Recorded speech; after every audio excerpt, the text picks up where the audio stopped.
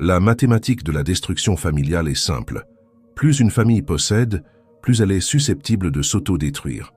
Cette équation perverse fonctionne parce que la cupidité n'est pas seulement un vice moral, c'est une forme de stupidité calculée qui aveugle les gens aux conséquences évidentes de leurs actions. Schopenhauer a observé que la richesse est comme l'eau salée, plus on en boit, plus on a soif. Mais il n'avait pas prévu que cette soif détruirait justement ce qu'elle était censée protéger, les liens familiaux qui donnent un sens à la richesse elle-même. L'effondrement de la famille traditionnelle ne se produit pas à cause de catastrophes externes ou de changements culturels. Il se produit parce que des générations entières ont perdu la capacité de penser stratégiquement à ce qui compte vraiment. La stupidité cupide n'est pas un défaut moral. C'est une erreur logique fatale qui se propage comme un virus à travers les générations, infectant même les personnes les plus intelligentes lorsqu'il s'agit de décisions familiales. Ce n'est pas un problème de méchanceté ou d'égoïsme conscient. C'est un problème de traitement cognitif défectueux qui transforme des personnes rationnelles en agents de leur propre destruction collective. La stupidité cupide se manifeste d'abord par l'incapacité fondamentale à distinguer entre intérêt immédiat et bénéfices réels.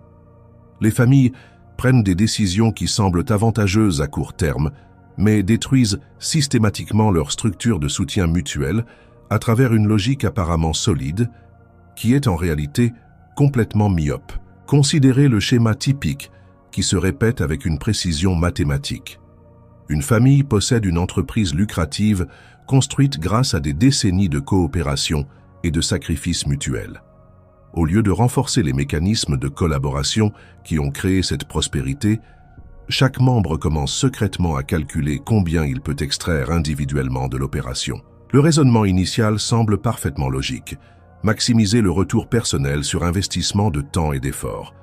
En réalité, c'est de la pure stupidité déguisée en intelligence stratégique. Jung a identifié que la rencontre de deux personnalités est comme le contact de deux substances chimiques. S'il y a réaction, les deux se transforment.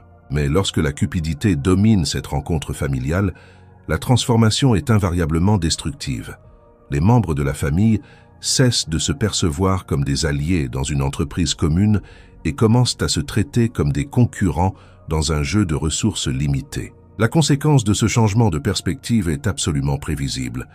Les décisions qui profiteraient clairement au groupe dans son ensemble sont systématiquement sabotées par des calculs individuels qui ignorent complètement l'impact systémique. Les investissements nécessaires à la croissance durable de l'entreprise sont bloqués parce que chaque membre veut s'assurer